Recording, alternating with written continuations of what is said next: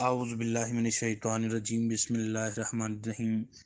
اللہم صلی علی محمد وعلی آل محمد مبارک وسلم، اللہم اصحاب مبارک وسلم علیہ۔ السلام علیکم ورحمۃ اللہ وبرکاتہ۔ آج حضور خواجہ عثمان ہرونی رحمۃ اللہ علیہ کی عرس پاک کی نشست میں آپ کو خوش آمدید۔ اور یہ حضرت خواجہ عثمان ہرونی رحمۃ اللہ علیہ خاندان چشتی میں عظیم البرکت ہستی ہیں، جو حضور خواجہ معین الدین چشتی اجمیری رحمۃ اللہ تعالیٰ علیہ کے پیر مرشد بھی ہیں۔ تو انشاءاللہ ہم ان کا ذکر خیر آپ کی سماعتوں کے دوش کریں گے۔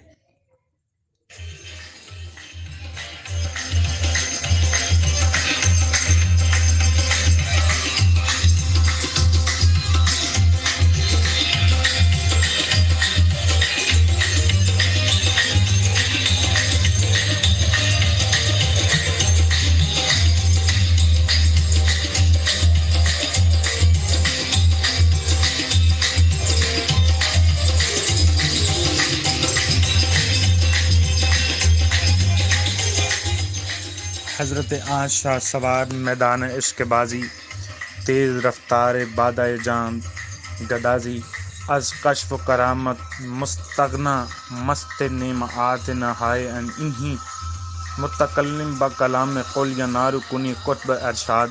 حضرت خواجہ عثمان ہرونی قدس العزیز کا شمار اکابر مشائخ چشت اور صوفیاء اعظام میں ہوتا ہے۔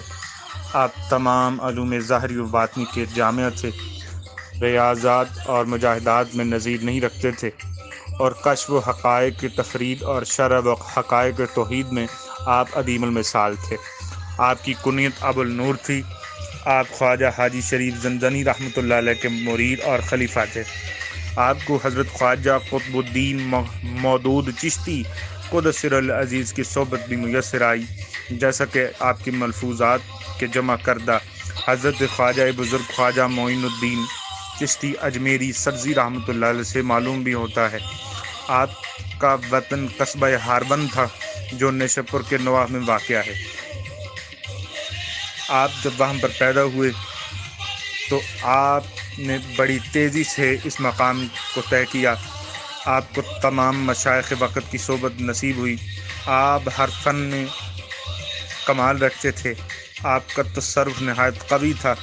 آپ کے کمالات کا اس بات سے اندازہ ہو سکتا ہے کہ حضرت خواجہ بزرگ خواجہ معین الدین چشتی اجمیری قدس العزیز جیسی شاہباز جیسی ہستی آپ کے مریدوں میں ہے۔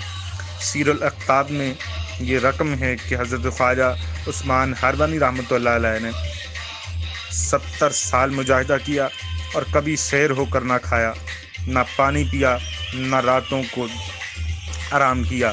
راتوں کو آپ جاگتے رہتے تھے، اور 4-5 وقت کے فاقوں کے بعد 4-5 لقمے تناول فرماتے، اور آپ اہل دنیا کا منہ تک نہ دیکھتے تھے۔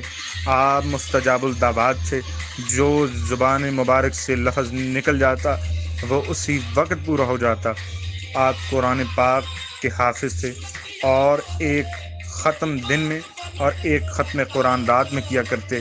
آپ کی نظیر نہیں ملتی، اور آپ کی نظر میں وہ اثر کامل تھا کہ جس شخص پہ آپ کی نظر پڑ جاتی، آپ کا منظور نظر ہوتا، وہ فوراً کمال کو پہنچ جاتا۔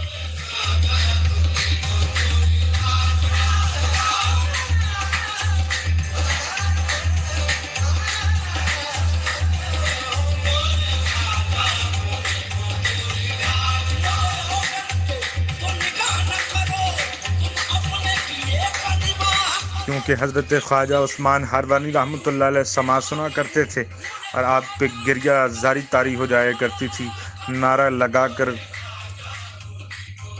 بے خود ہو جایا کرتے تھے۔ اس وقت کا خلیفہ وقت جو سما سے منکر تھا، منع کیا کرتا تھا، کیونکہ اس کا تعلق سلسلہ سہروردیہ سے تھا، اس لیے سما کو پسند نہیں کیا کرتا تھا۔ اس کا حکم اور خیال تھا کہ جو شخص سما سنے اسے تختہ دار پر لٹکا دیا جائے، اور قوالوں کو بھی قتل کر دیا جائے۔ جب حضرت شیخ کو اس بات کا علم ہوا تو آپ نے فرمایا کہ سما اسرار الہی میں سے ایک راز ہے، جب بندہ اور خدا کے درمیان کوئی حجاب نہیں رہتا۔ یہ راز کبھی نہیں چھپایا جا سکتا، اور کون ہے جو ہمیں سما سے منع کرے؟ میں نے خدائے عز و جل سے درخواست کی ہے کہ قیامت تک مریدین فرزندان سما سنتے رہیں گے اور اہل سما پر کسی کو قدرت حاصل نہ ہوگی۔ خلیفہ وقت نے جو سلسلہ عالیہ سہروردیہ سے تعلق رکھتا تھا سما کو حرام قرار دے دیا، لیکن سما ہمارے اکثر مشائخ نے سنا۔ فرمایا کہ اکثر ہمارے مشائخ نے سنا اور اگر میں سما سے توبہ کروں تو گناہگار بنوں گا۔ جب آپ کا یہ جواب خلیفہ تک پہنچا تو اس نے حضرت اقدس کے پاس قاصد بھیج کر کہا کہ آپ آئیں اور علماء کے ساتھ بحث کریں۔ اگر علماء سما کو جائز قرار دے دیں تو میں منع نہیں کروں گا۔ آپ نے اسی وقت استخارہ کیا، بادشاہ کے پاس تشریف لے گئے، وہاں تمام علماء مشائخ جمع ہو گئے۔ جب آپ مجلس میں پہنچے تو خلیفہ بے تاب ہو گیا، مجلس میں بیٹھنے کے قابل نہ رہا، باہر جا کر پس پردہ بیٹھ گیا۔ جب علماء نے حضرت اقدس کا جمال جہاں آرا دیکھا تو لرزہ بندام ہو گئے اور اپنا سارا علم بھول گئے، حتیٰ کہ الف بے تک یاد نہ رہا۔ خلیفہ نے ان کو تقویت دینے کی بہت کوشش کی، بحث کی ترغیب دی، لیکن وہ عاجز آ گئے اور ان کی زبانیں ایسی بند ہو گئیں کہ بات نہیں کر سکتے تھے۔ آخر انہوں نے بادشاہ سے کہا کہ جو ہی ہم نے حضرت خواجہ عثمان ہربنی رحمۃ اللہ علیہ کو دیکھا ہمارا سارا علم بھول گئے اور اب ہمیں بحث کرنے کی ہمت اور سکت نہیں ہے۔ غرضے کہ تمام علماء فقہا اور اکابر نے نہایت عجز و انکساری و نیاز سے اعتراف قصور کیا اور حضرت اقدس کے پاؤں میں گر گئے اور فریاد کرتے ہوئے عرض کرنے لگے کہ خلیفہ اس سلسلہ سہروردیہ میں مرید ہے اور سما سے منع کرتا ہے، لیکن ہمارے اندر یہ طاقت نہیں کہ سما کو حرام قرار دیں۔ آپ اپنے صدقے اور اہل سما کے صدقے ہم حیران و پریشان لوگوں پر رحم فرمائیں اور ہمیں معاف فرمائیں۔ ہم نے ساری عمر علم حاصل کرنے میں صرف کی ہے اور آپ نے چشم زدن نے ایک لمحے سے بھی پہلے ہم سے چھین لیا۔ ہمیں یقین ہے کہ جب تک آپ ہمارے حال پر رحم نہ فرمائیں گے ہمیں علم واپس نہیں ملے گا۔ حضرت شیخ نے فرمایا کہ اے نادانو، سما کی قدر تم کیا جانو؟ سما کے لیے خوان شرط ہے، کیونکہ حضرت شیخ جنید کو اخوان نہ ملے، اس لیے سنانے والے نہ ملے، اس لیے انہوں نے سما کو ترک کر دیا۔ اگر ان کے زمانے میں کوئی اہل سما ہوتے یا اگر وہ ہمارے مشائخ کی مجلس میں شریک ہوتے تو سما کو ترک نہ کرتے۔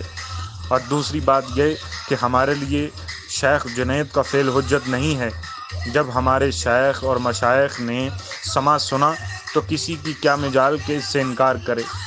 جب میں ہر حال میں مشائخ کی سنت پر کار بند ہوں تو اس سنت پر کیوں نہ عمل کروں؟ اللہ اکبر۔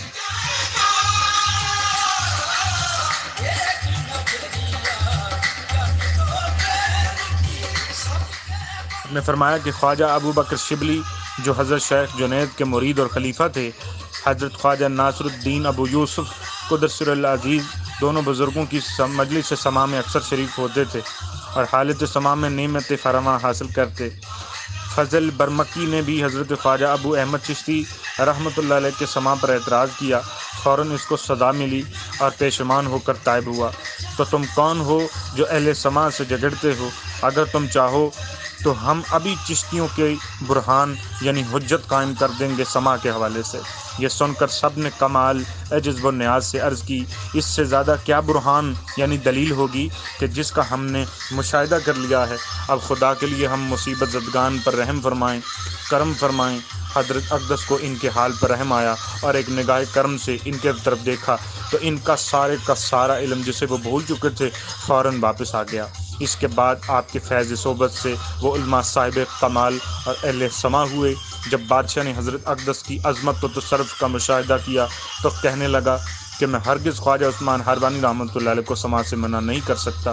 اس کے بعد خواجہ اقدس نے گھر آ کر قوالوں کو طلب فرمایا اور مجلس سما منعقد کی گئی جو 1 ہفتے تک متواتر جاری و ساری رہی۔ اس واقعے کے بعد کسی نے آپ کے سما پر اعتراض نہ کیا۔